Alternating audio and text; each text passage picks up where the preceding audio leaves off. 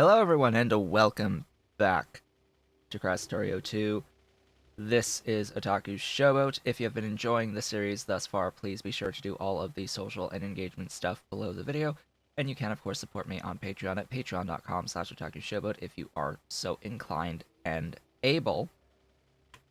When we left off last time, I was in the middle of my expansion. Expansion with modules. We built and set all of these recipes here for ultimately making very few level 3 modules. Very few level 3 modules. A whole point one module with speed modules on all of these buildings. I don't have that many level 3 speed modules at this point in time, so we are of course going to focus the attention with these particular speed modules on the speed modules at the start, but it won't matter.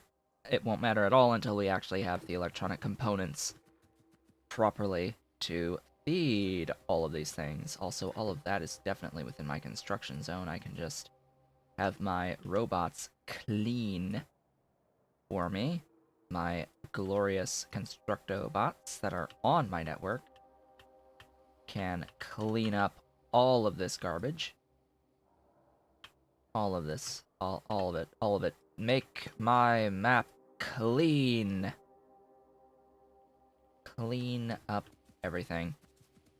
I should also have another lots. I should have lots. Yes.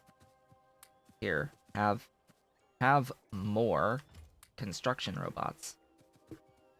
Yeah, that'll speed things up a little bit. Just casually adding another 100 construction robots into things. Yeah. Well, that will help a little bit. So, we left off last time having scaled up, quote-unquote, scaled up the amount of plastic that I'm producing in preparation for what will end up being a massive increase to the amount of plastic that I am currently demanding, because I need a lot of electronic components. I need 3 times this value.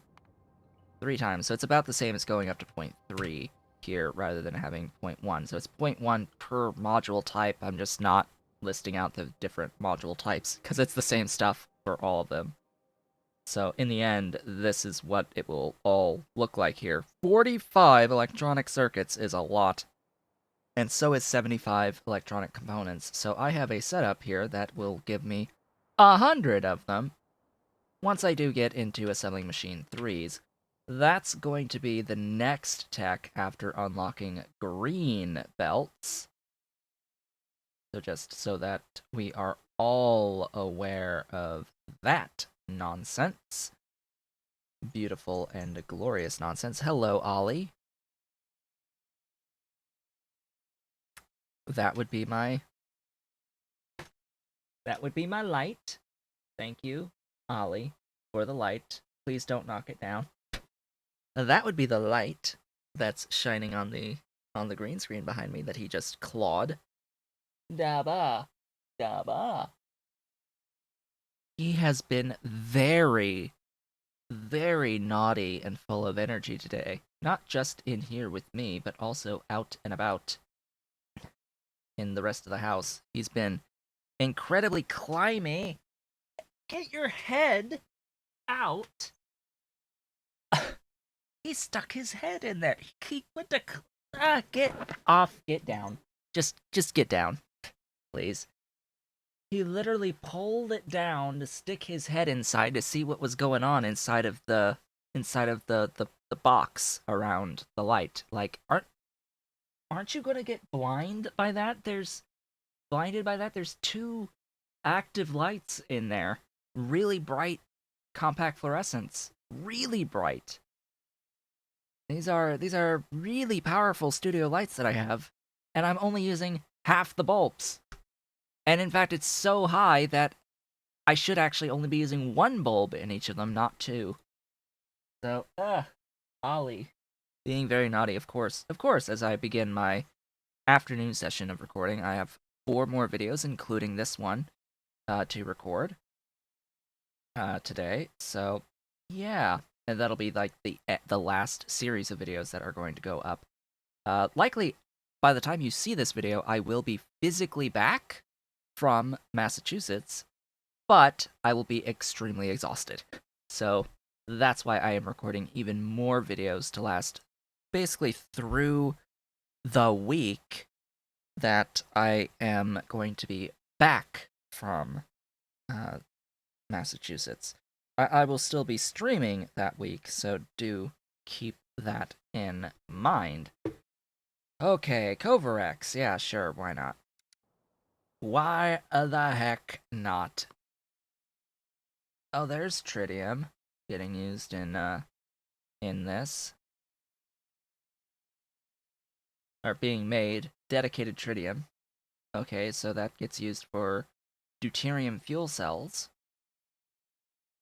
And the empty deuterium fuel cell feeds into that, and then I'm going to imagine that the deuterium fuel cell has a fuel value. 10? Only 10? Okay. 10 gigajoules. Deuterium tritium fuel for fusion reactors.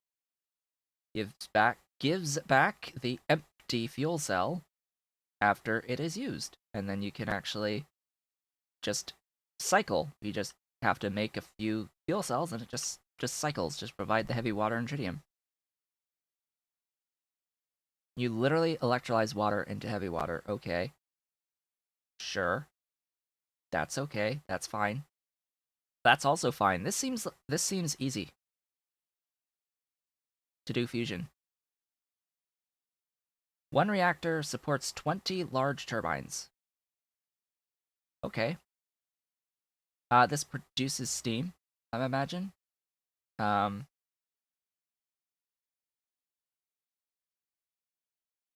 reactor supports 20 large turbines. To work requires 500 megawatts of energy. Okay. A deuterium fuel cell and water. Large amounts of water, I would imagine.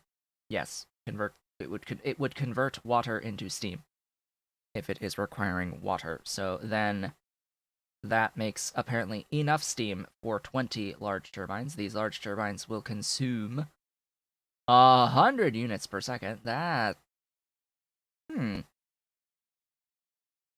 that is interesting because of pipe throughput. If this is 20 turbines worth of steam being made out of a single fusion reactor, there should be multiple outputs. Otherwise, you will have to use pumps to get the actual throughput out of there. I am pretty sure.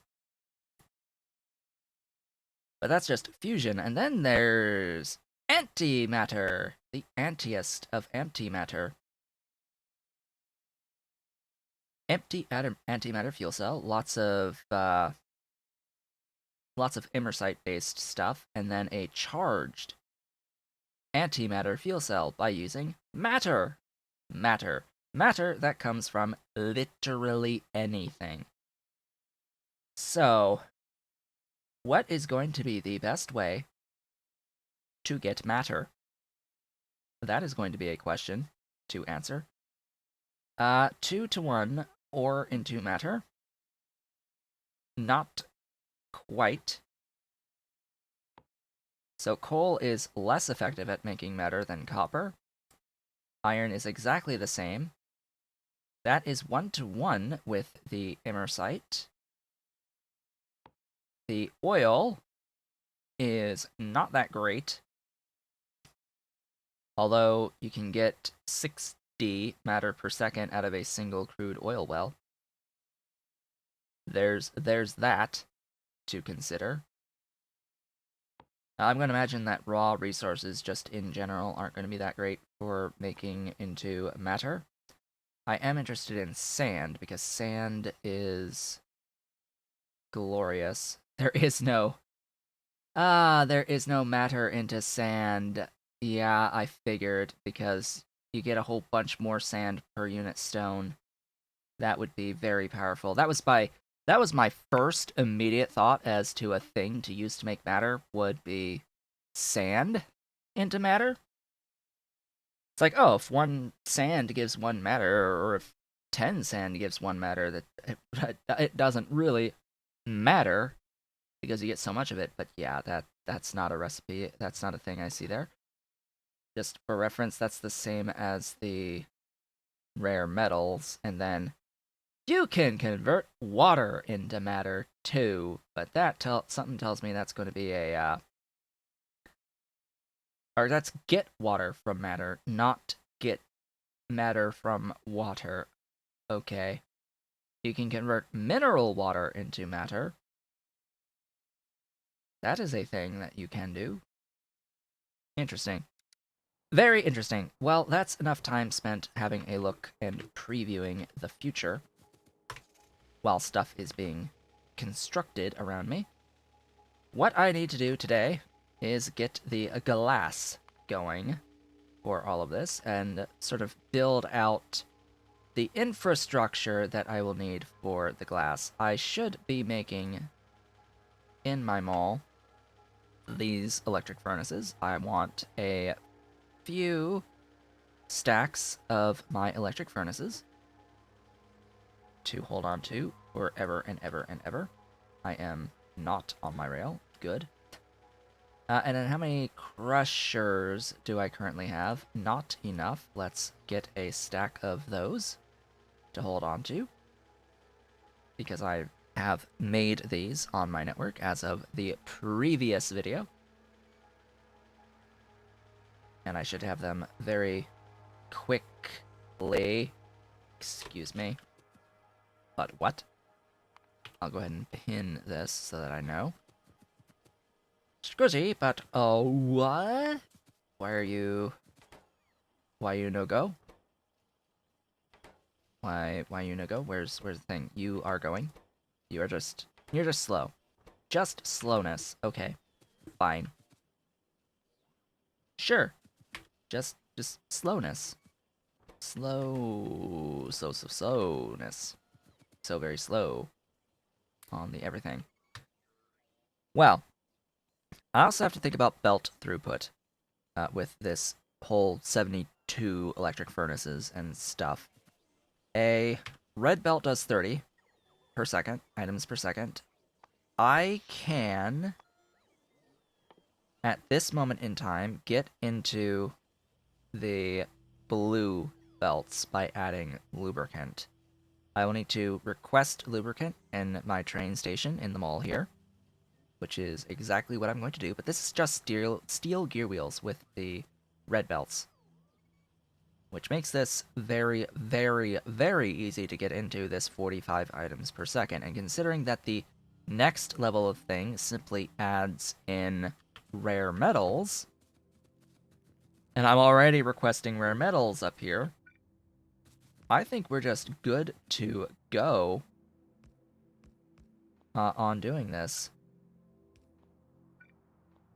Just copy the requester station and change the name to M Lubricant 1. I don't even need the 1.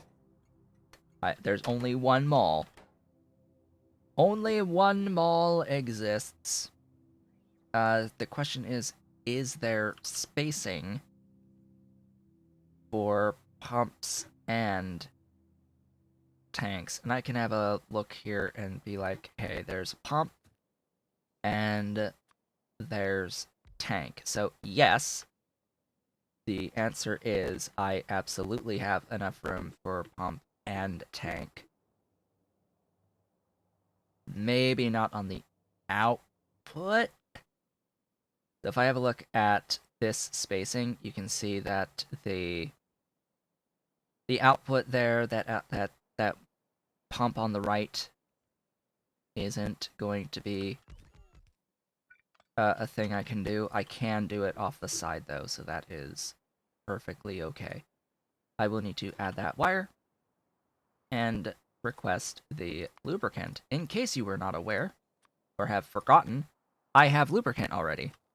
I have a couple of I have a few trains of lubricant that can deliver the lube.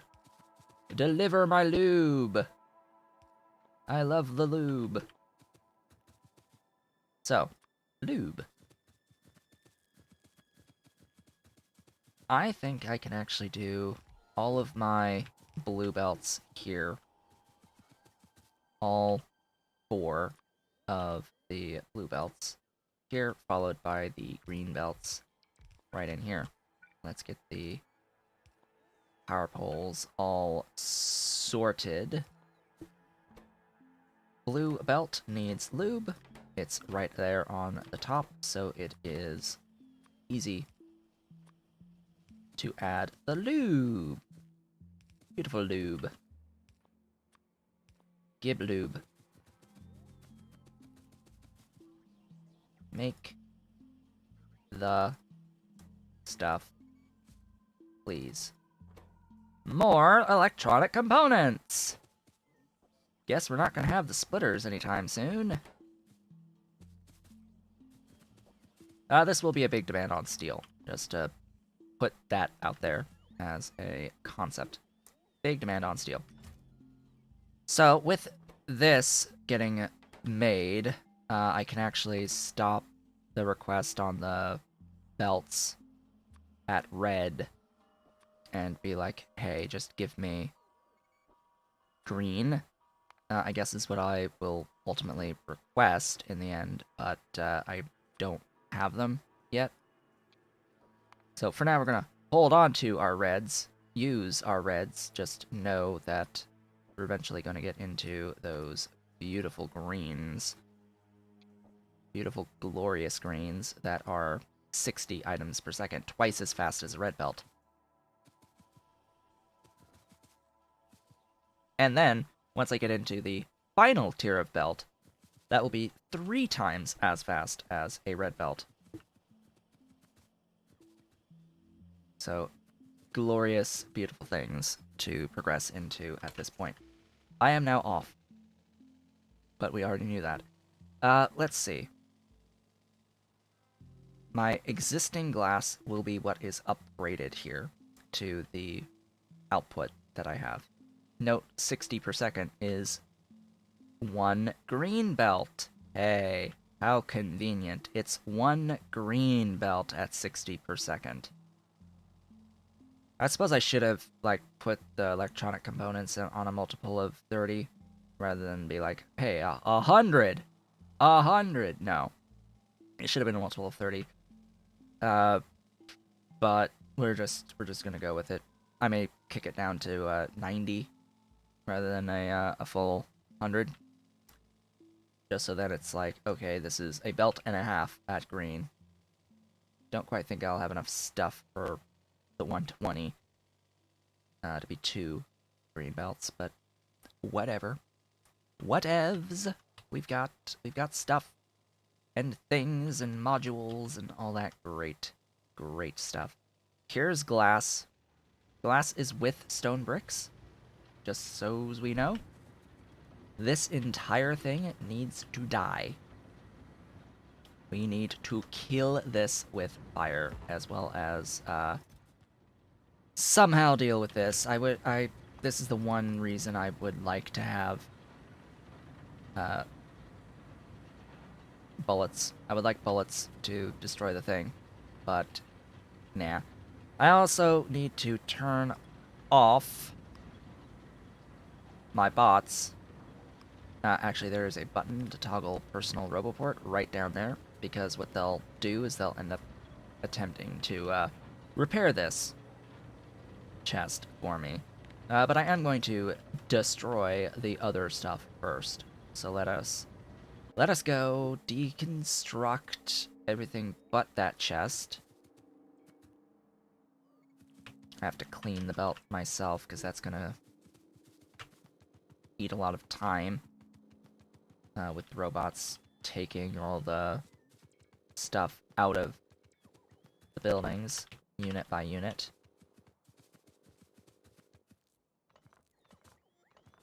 Yeah, it's best to just manually pick up the buildings, storing a whole bunch of stuff, and then walk over the belt to pick stuff up. Oh gosh, stuff, things, so many things.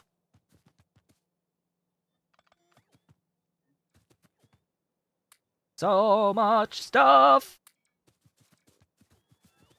Sort of as anticipated. That's what happens. Still though, to be under a red belt with all of that productivity on the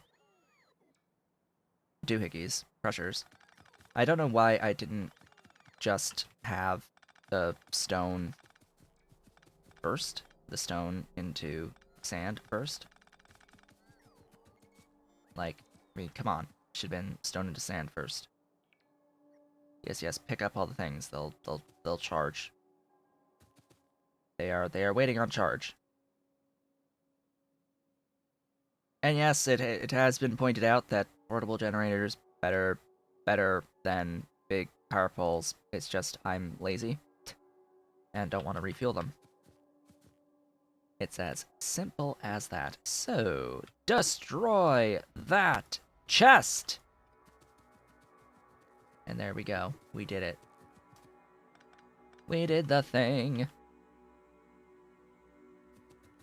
Alright. We don't need coal. Either.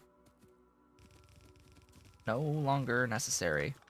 Because of electric thingies. Electric doohickeys! Let's go with our crushers. Crushers! Crush! Is that aligned? Yes, it is. Good. 3, 4, 5, 6, 7, 8, 10, 11, 12. Beautiful crushers. 24. Beautiful crushers. Yes, I realized at the tail end there, as I was placing these, that there is not enough room to do a straight line of 24 crushers that I would need to split.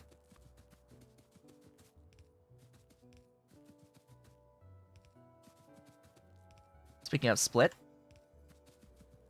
you may have noticed that this produces a lot of sand. A lot of sand. Those are backwards. Those are absolutely backwards. And I messed up on the stuff. Yes, here.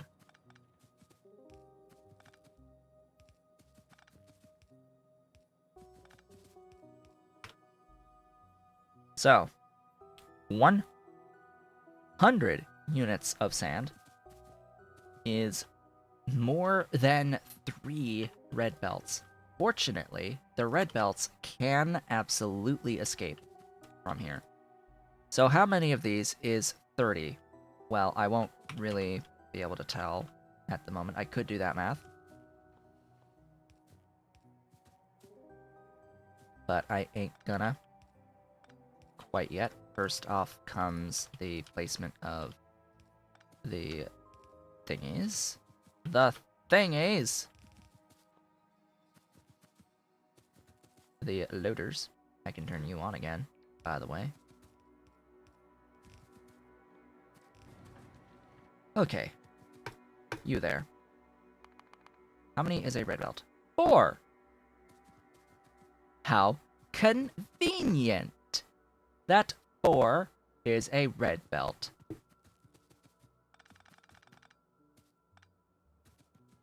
There's enough room for 3, not quite 4, so I will escape by going down like this.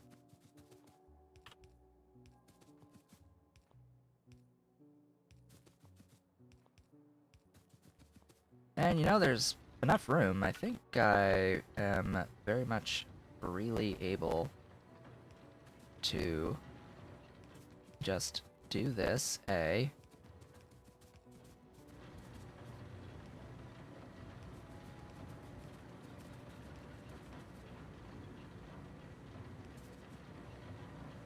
that's step 1. Gib all the sand from that 30-ish stone.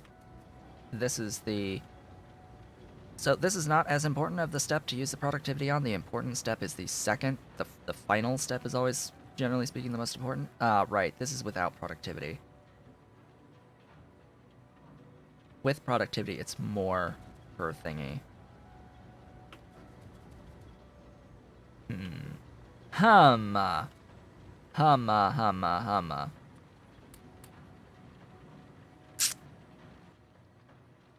So to get up to 30, that's every 7? Seriously? I'm going to leave it like this. I will leave it at this. This is 1, 2, 3, 4, 5, 6. 6. 100 does not evenly divide into 6, which is slightly unfortunate. Oh well. I somehow have a logistic robot that I picked up at some point.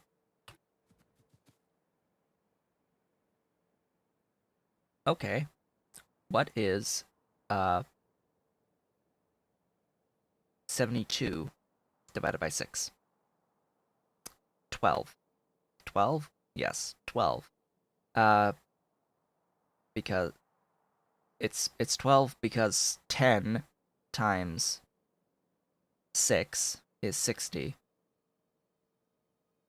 So then you're left with an additional 2 times 6. So there we go. 6 goes into 72 12 times. Which means that I need 12 of these to process the output of the 4 with all the productivity. So if I do lines of 12, like so, I can make this one line and copy it and paste it, and we'll be done. Up or down? This is going to end up being one green belt.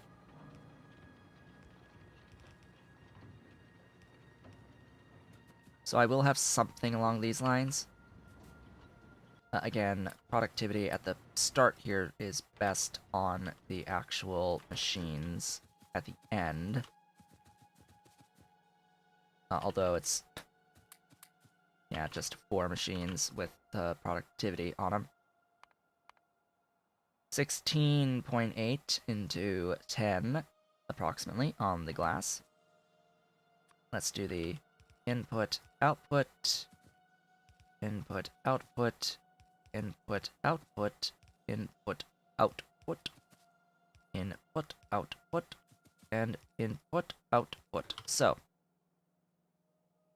I will do the Shift L on these, just so that we have an even amount going onto both of the lanes, approximately an even amount.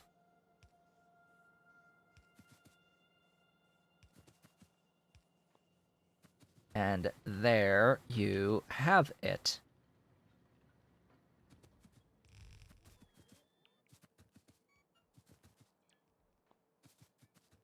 That, as they say, is that for the moment. And that is what that will look like in the end for my scaled up 60 glass per second. If I want more than that, we'll have to think about going up above or something, going somewhere else. Going somewhere else to do the thing. So, 3 into 1 red belt, and then 3 into another will be how this works in the end.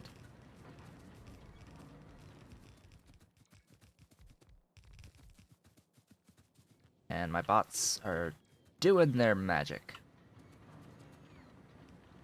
The magical, glorious, beautiful bots doing their thing. So, this is now officially a lot more glass than I had before.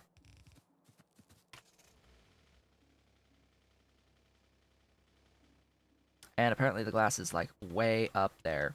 Great. Great. Well, alrighty then.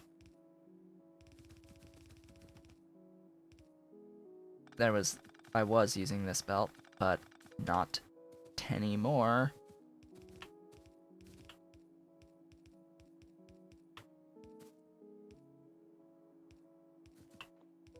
Also, yes, underground distance. Underground distance is awesome, and I love it, and I will have access to two beautiful, glorious doohickeys. I will have access to green length undergrounds soon, and that is going to be beautiful, beautiful, beautiful. Once I have the green. Once the green. What is the green? Distance? 30! A gap of 29. Oh my goodness. So, do remember that this is a gap of 9 across 11 entities. Well, it says 10 on the distance because that's the distance from the start on these guys. See, max length 10, that's 11 entities. That having 2 entities replaces, so it's otherwise that's 11 versus 2. With a length of 30, that's 31 slots or 29 net reduced entities by having the full length on those underground belts. But a single pair, so a single pair of the underground belts is going to be worth 31 standard belt segments. That's how much a single pair is worth on the green undergrounds. I think that's going to be like above and beyond worth doing. It will suddenly become more cost effective, I think, to do the green underground belts rather than have regular belt. Just as a standard practice going forward. Once we get this tech unlocked that actually unlocks them. However, it looks like this was thought up ahead of time because this is going to use 30 of the regular belts to make. So this has been thought about.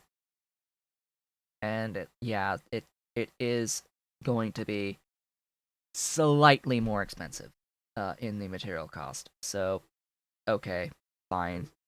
Be that way.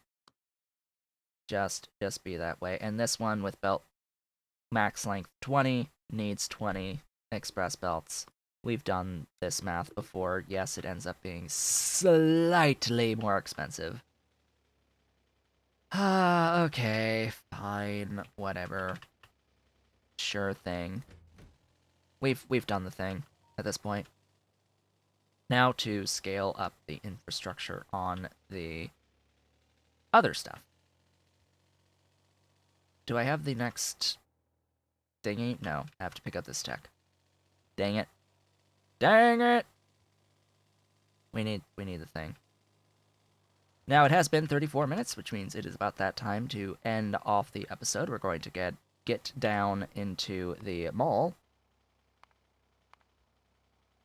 where I will need to grab additional infrastructure. Particularly, I will need some filtration plants, wherever those exist. Filtration plants, just to make sure that I have stacks of them. And I will need, like, assembly machine 3s, but that's a whole nother tech after Logistics 4, so we're probably not going to be initially building our scaled up setup to that scale, but I do want to at least pick up whatever modules I have made at level 3. Just to have them on hand. just casually to have them on hand. And note that we are not actually building around the concept of beacons yet.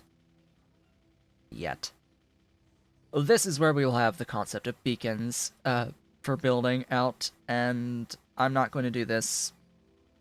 Use this aspect of Hellmod. You have the amount affecting 1,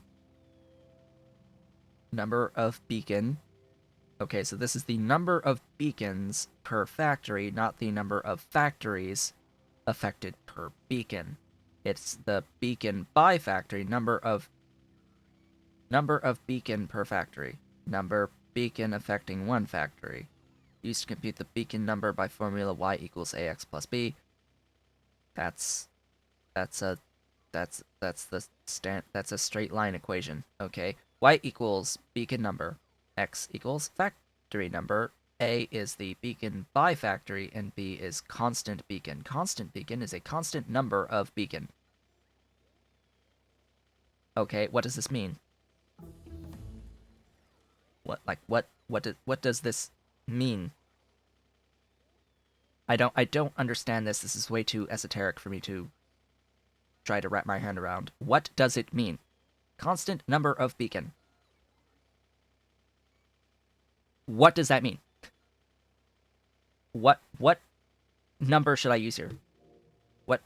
How do I calculate constant number of beacon? Like, what even is this? What does it do? What does it do? It's a multiplier. It's an addition. It's b in this formula. It's added to a final thing. Why? Why does this exist? Why this formula? Why is this a thing? This makes absolutely no sense. Number of beacon per factory is not what I would expect of this. Beacon by factory, I think, is supposed to be... I don't even know. Like, if you're gonna calculate the beacon things, it's... So you have a number of factories, right? You have a line of factories, and then you have beacons. You have beacons. Where are my beacons? Hello, beacons. You have beacons affecting a certain number of factories. And you have a line of beacons affecting those factories. So in this case, a single beacon affects 3 assembling machines. A single assembling machine is affected by 3 beacons. You can see a single assembling machine is by 3 beacons. So 3 beacons impact 1 machine. Each beacon impacts 3 machines. That's pretty simple. Unless I build on the other side, and then each beacon is affecting 6 entities. But each entity is only being affected by 3 beacons. You get the idea there? How that impacts the calculations on things? How that vastly impacts the calculations? And then the ones on the end take less. The ones on the end inherently have fewer